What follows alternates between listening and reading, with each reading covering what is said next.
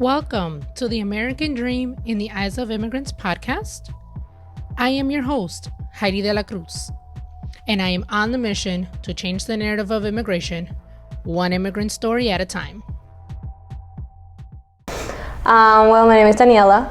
I am 22 years old. I came to the US about 6 years ago. My grandparents were born here in the US, so it was always the goal to move here. It was the easiest country to get papers in. So, you avoid the immigration stuff and you can come right in. However, I did come as an international student. Okay. Because my papers took 10 years to come out, and my mom didn't want me to lose 5 years of education. Okay. Staying there. So she spent her whole life savings on getting me here and getting me started in college. Oh my gosh. And then I was about to turn 21 and I was going in the immigration process as my mom's dependent. I ended up sending something that it was making them do it fast, right? So I ended up getting the appointment right away. Like, I got my papers 2 months after before turning 21. Okay.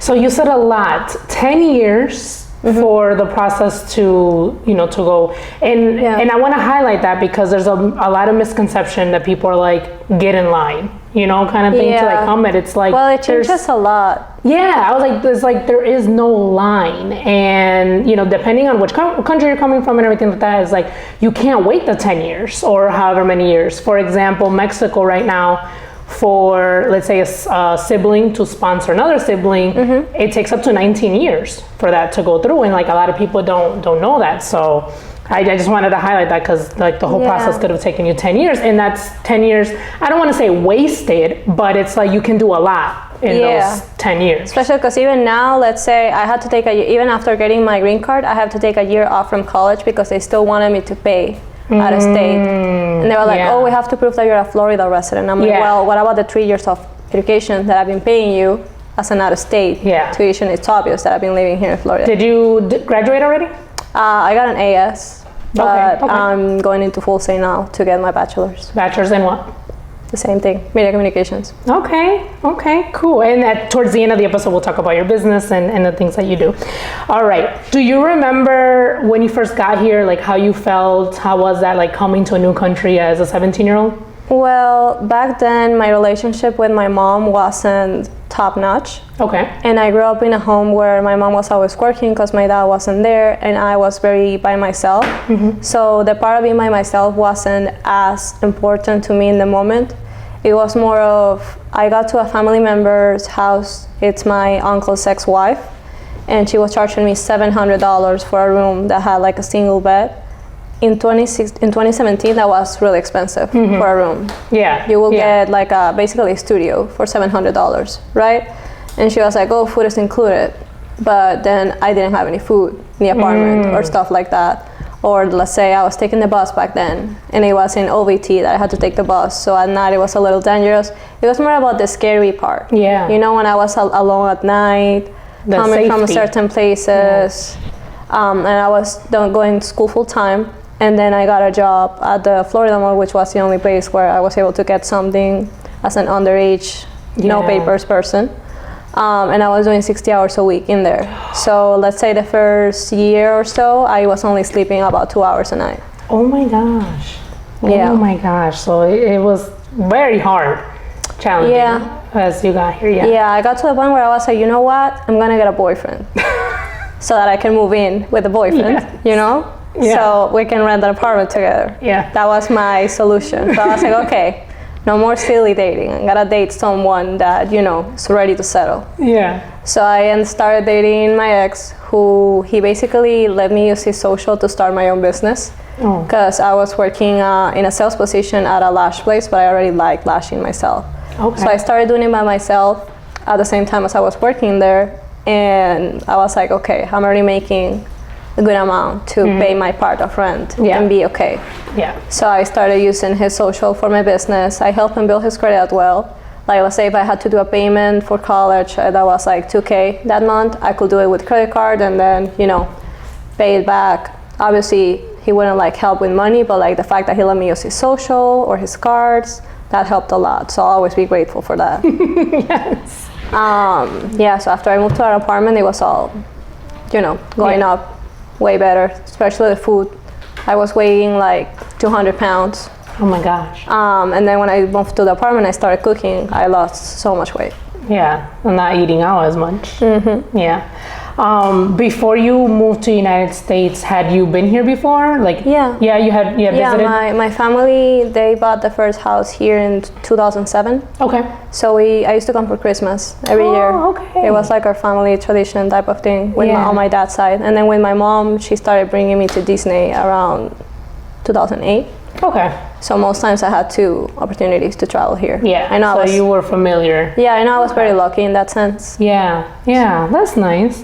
When you first arrived, did you have any non-immigrants help you in any capacity? Yes, so my first job that I got, no one wanted to hire me because I was 17. I literally had just turned 17 when I moved here.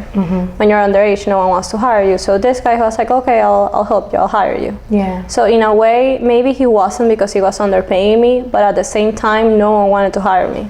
So I saw it as help. Yeah.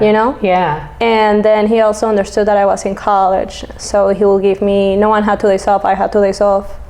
Or like the schedule when you work in the mall and you have no papers is open to close, right? You don't have any like breaks. You can't get there at 3. You don't have an 8-hour shift with a break. You have a 12-hour shift. Yeah. He will let me get there after leaving college.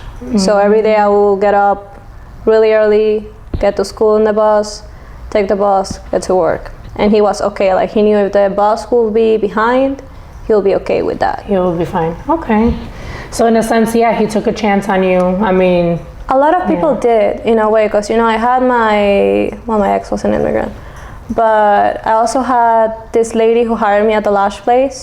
She just saw me working in sales and she saw that I was good and she was like, oh, do you want to work for me? And I was like, this must be like a scam. Right? Because who does that? Yeah. But I went to the interview and she was like, oh, I'll pay you 10 an hour. And I was like, oh, that's great. But I want commission too, because I was working in sales. Commission was the best part. Yeah. So I was the only person with no papers. And not the other Latina. I was the only person with no papers working here. Everyone else that was there was born in the US. So it was a little different. And she gave me the chance to basically manage the place at a certain point. Yeah. She taught me a lot. And then when I was working there, it was that I started doing social media. And then this lady who I was doing the lashes for, she owns a tax business that's been on since 1956. Completely American, completely white. She was one of my first clients as a social media manager that was not related to my family or friends. Okay. And she worked with me for 2 years. And after I left the place, she was still going to me for lashes, and she started teaching her grandkids Spanish. So these 2 boss ladies, that's the way I call them, they helped a lot, in my opinion. Are you still in contact with them? One of them, the lady that I did her lashes and social media. The other one now, she was mad that I quit. Oh. Yeah. So. Okay. Gotcha. Do you remember your first cultural shock when you first got here?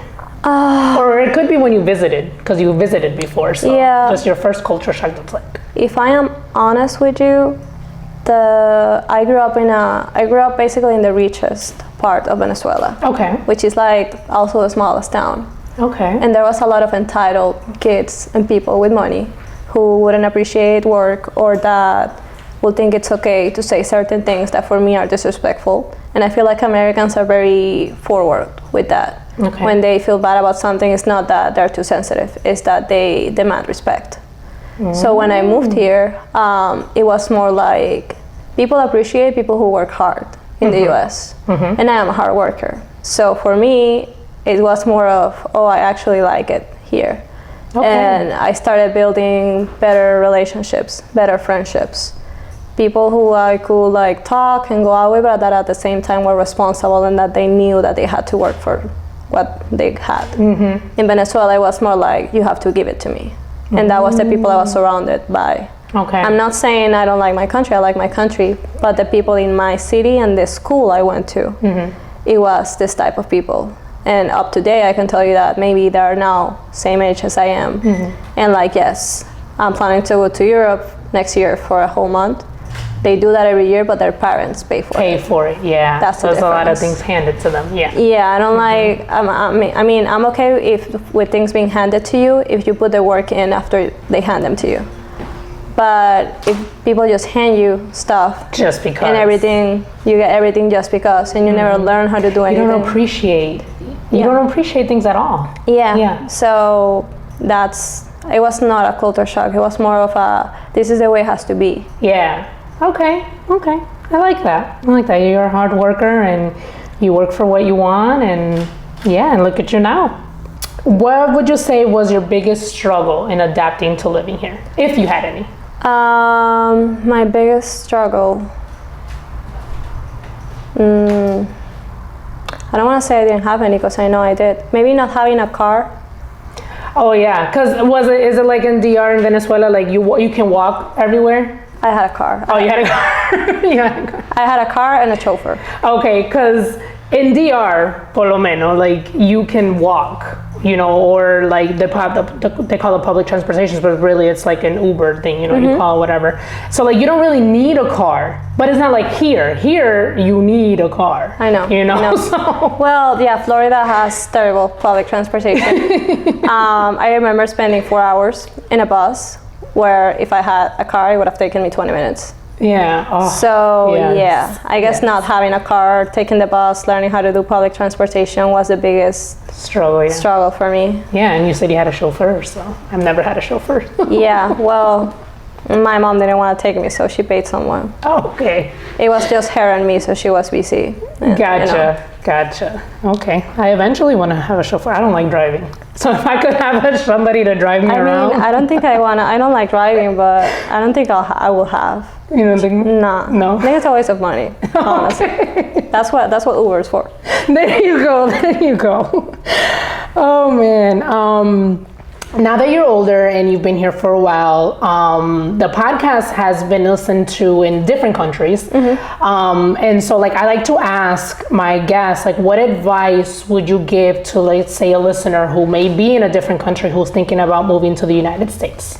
I will say that if you're Latino and you're thinking about moving to the US because you see all these people thriving and living a good life, to take a step back and realize that it's not something that you get easily, and that the pictures is not everything that's actually going on. Yeah. I think the US is not a country that it is for everyone, especially because of how Latinos most of us are raised, right? We grew up with being really close to our families, having a lot of free time, working on Sunday is a non-existing thing. Yeah. A lot of businesses don't open. Yeah. Here, I feel like this country is for hustlers. Okay. In my opinion. Okay. Or people that is ready to be open-minded and accept that things work in a different way. So if you're very into your ways and you don't want to change and you don't want to listen and you don't want to be open to someone else, if you don't want to work 80 hours a week, if you don't want to put in that effort for a year, if you don't want to sacrifice time with your family, don't do it. But if you're thinking, hey, I don't mind putting in that work now so that later I can have that quality of life. Yeah. Then yes, do it. But do it planning for retirement, planning for savings, planning for the worst case scenario to happen. Because things change really fast and different to other countries. Here, if you don't pay, you get out. That's how it works. Yeah. So you have to make sure that you're really working hard and waiting for the worst case scenario. Not thinking that it's going to work out that way, but being ready in case it happens. Yeah. Is there anything that you miss about living in Venezuela? Well, my grandparents were my neighbors and they live really close. I am really close to my family. They are everything for me. And my grandfather died and I wasn't able to see him. And I don't have my grandparents close anymore. Yeah. And like I am at the point where it hurts to call them, so I don't even call them as much. So I will say having them close, but it's not like I could go back and they're gonna be there, you know? So I don't know if it's something that I miss. Yeah. Oh, that's so hard. I'm sorry. It's okay. Oh, what does the American dream mean to you? I feel like the American dream is a trap. It's a trap? Yeah. Okay. Yeah, I feel like the corporate world created this idea of the American dream. Okay. So that people will think that just because you have a career and a job that pays well and that is giving you a 401k or some type of social security that at the end of the day is not going to be anything, it's going to give you stability. It's going to allow you to live a wonderful life and travel everywhere and pay whatever you want and buy that big mansion. But that is not true. Okay. The fact is that the average American dream ends up in overworking yourself for a bad salary, and then you get taken off a lot of money in taxes, and then you don't even get back those taxes, as even if, it's a progressive system. But in the same way, if you end up getting back money, that means that you're not going to qualify for a lot of things. So you're just paying money to the government because you have a job. And that is my description of the American dream. You don't want that. American dream. So what is your American dream? My American dream is you have a balance, okay? Okay. So depends on the age you're in, right? Right now I'm 22. I'm in a point in my career where I want to learn as much as I can. So for me, it's type of dividing it into the corporate world and the business world. Okay. So I want to say that half of my income will come from each, right? Okay. And then after I learn everything that I have to learn, because there's always room for learning. Always. But you can get to the point where you can manage a business, then okay, you can dedicate to that. As long as you keep studying and you keep learning something. A good American dream, well, you're smart enough to read, you're smart enough to ask, you're smart enough not to trust the person that's giving you the job, right? Because they want something for you. At the end of the day, is as much of an interview for you as it is for the other person. Okay. So you gotta ask the right questions. You gotta see, okay, I'm getting a 401k. What is a 401k? What is it for? How is the inflation going? What are the taxes that I have to pay afterwards? Is there another way that I can save money for retirement or plan for my retirement that's gonna give me more money? I wanna say that at least 20% of the people that I talk to are the only ones that will know about, let's say, a Roth IRA or a compound interest. Some people don't know what that is, and they just trust that their 120k job, that at the end of the day, after taxes, is only giving them 90, 80k a year, is gonna help them retire and live a happy life. And it's not the case. So I feel like America lies. Americans. Okay. They don't lie, they tell you the truth, but they make it look. They paint it one way. Yeah. They try to paint it one way so that you go that route because it's beneficial for them. Yes. Because this is a country where corporations and business owners are the ones that actually get the benefits and can do whatever they want. They're the ones that don't pay the taxes. They're the ones that get the benefits, the credits, and the trips because they deduct them. So the person in the American dream is just being lied to, in my opinion. Okay. Well, okay. Your business. Let's talk about your business. You are a social media manager. Yeah. Correct? So tell me about that. How did that get started? And Well, my aunt, she has a jewelry business. She sells jewelry online, and she goes to expos and stuff. She gets her stand. She sells all of her stuff there. And then I was like, well, why don't you promote on social media and you can get more customers? And she was like, okay, do it, and I'll pay you $150 a month. Okay. And then I was like, okay, I'll do it. At this point, if someone tells me $150 a month, I'll be like, I'm not gonna do it. You can do it yourself. Yeah. But back then I was like, okay, it's something, you know? So I started doing it, I started getting into it, I started learning. And at some point you have to learn how to program, how to do certain things. Then quarantine hit, and I was like, okay, I still need to make money. So I started promoting from my own Instagram, creating content. The reels came out in that moment, and I was experimenting with that, getting involved with the community. But back then I was doing a lot of cheap work, right? So I was starting out, but at the same time, I got to a point where I had 10 businesses in my portfolio, and I wasn't even making 2K. Okay. Yeah, so I was like, this is not working. I was tired. I didn't burnt have out. Yeah, one day I remember I got to a spring and I was like, there's no signal. we can't be here. There's no signal. And my friends were like, we're not gonna leave. And I was like, okay. So I had to call every one of the business owners to tell them that I was gonna have no signal, and ask them if they wanted me to tell someone to do it, or if they wanted me to just like take the day off. They all told me to take the day off, but it was very stressful. Yeah. I wouldn't do it like that anymore. Yeah. I kept going like that, and then I was doing lashes at the same time from my house. Okay. The lashes were giving me more money, and I was like, okay, I finished with lashes and I can go to bed and not think about the client. It's not something that I'm always doing. I'm tired, I'm stressed out. And in that moment, I was only 19, and I didn't know how to trust people to do something for me. I didn't know how to delegate. I wasn't open emotionally to anything. So I just decided, okay, if I can do it myself, I'm just gonna leave it. So I stopped doing social media, and I focused just on the lashes starting 2021. Okay. Or 2022. In the middle, and around there. Yeah.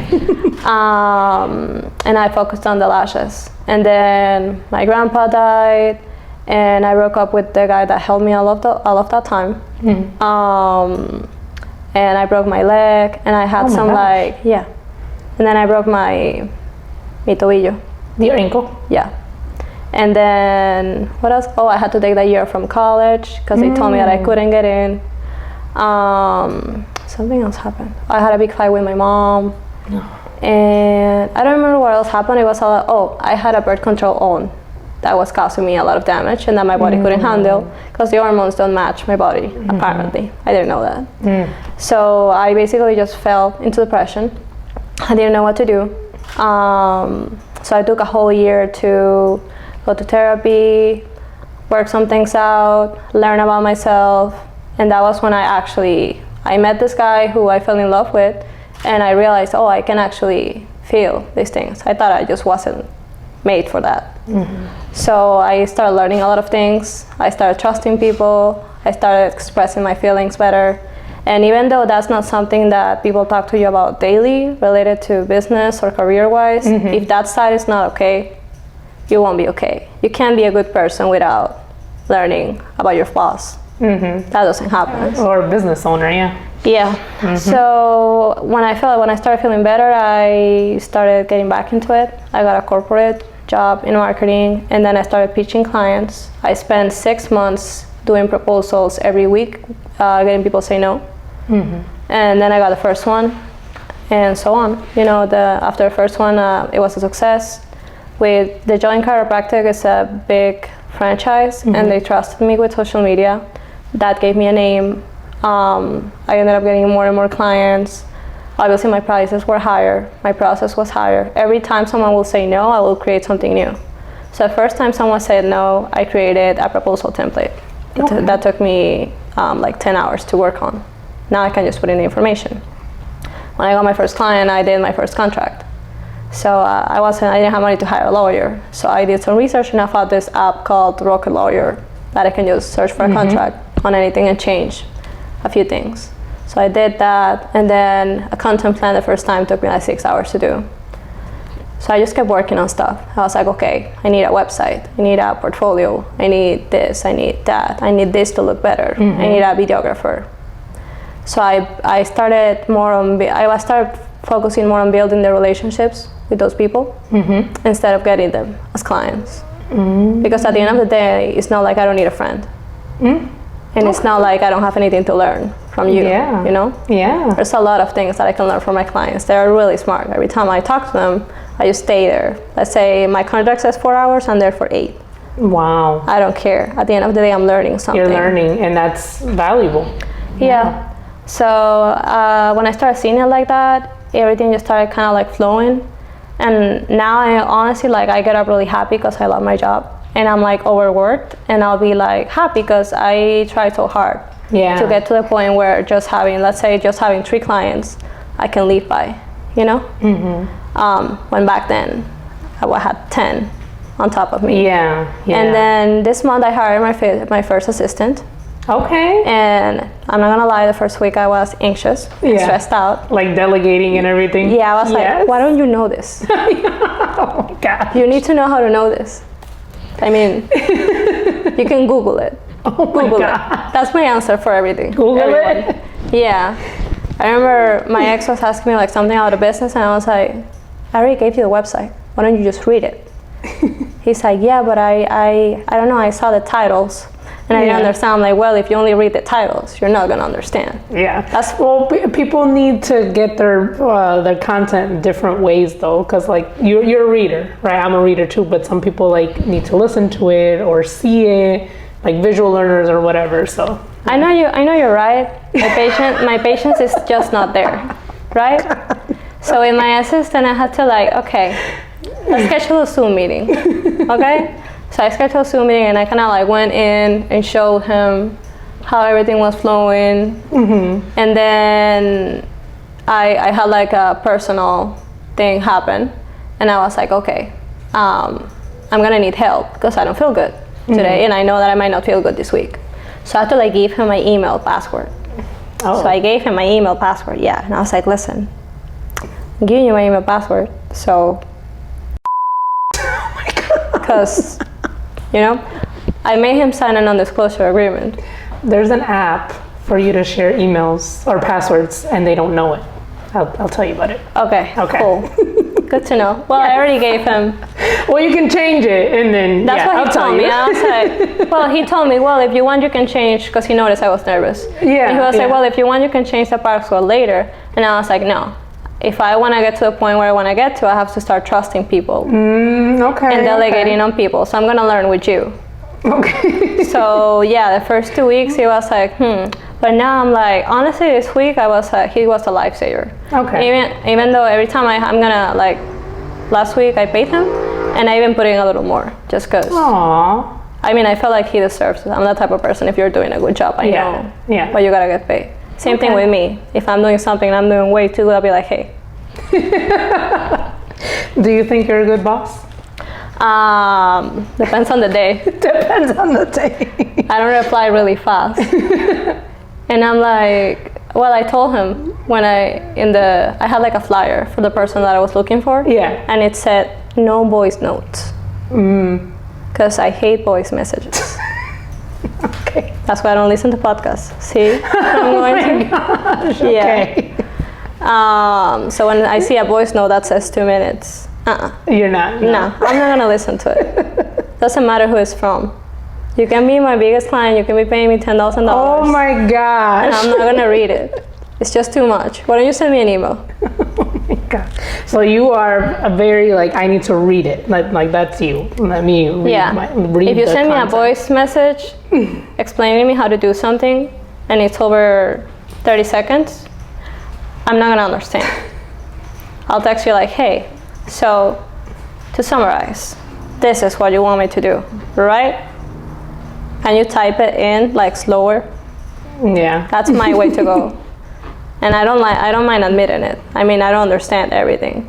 So I'll be like, hey, if you want to say I'm stupid, okay. But you're gonna have to, if you want me to do it, you're gonna have to teach me. Yeah, and explain. Yeah. So if someone wants to hire you, how can they get in contact with you? Well, they can go to social media. You can find me as Dani Creative Media on Instagram. That's where most people get me. And there you can find a link. I have a free consultation link that anyone can book. It says 15 minutes, but I always take an hour. Okay. And that way we can find out what's good for your business or your goals. Depends on what you want. Okay. And also if we like each other, because you have to vibe. You have to vibe in order to work with someone when it comes to social media. Yeah. Okay. And yeah, so people can get in contact with you with Instagram. I will include those links in the description. Any last things that you would like to say? No, I don't think so. Thank you for inviting me. Thank you for being here. I learned a lot from you.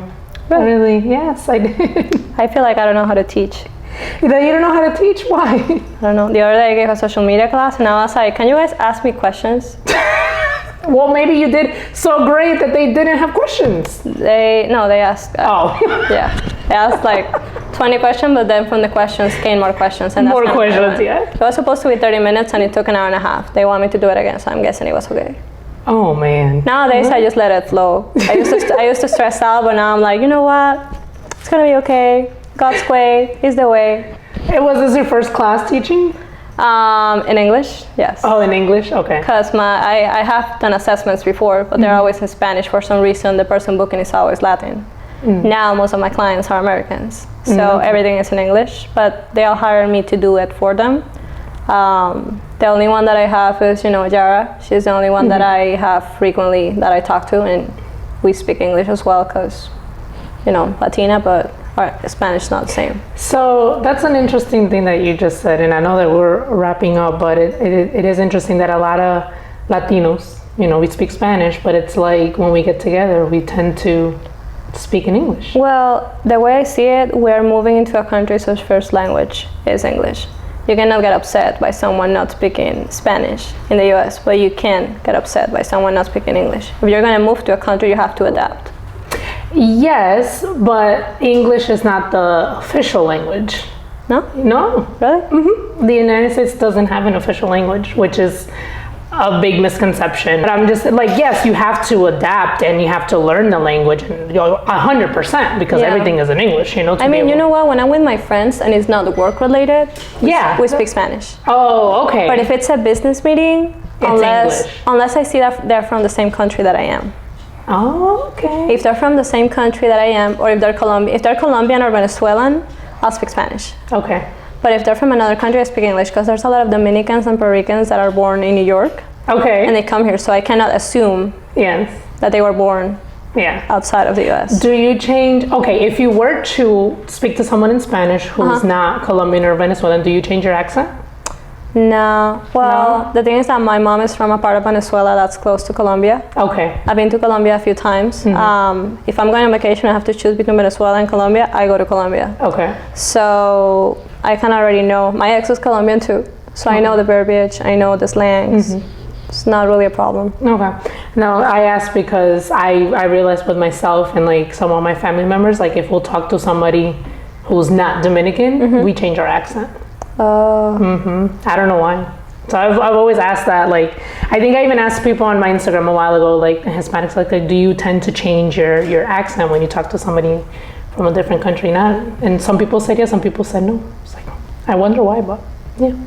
I mean, I don't know. If I spend more time with Colombians, I'll change my accent a little because I was spending too much time with them. Yeah. Because my family speaks kind of similar. Okay. But I don't know. Not on purpose. Not on purpose, yeah. Not consciously, yeah. Well, thank you so much for this.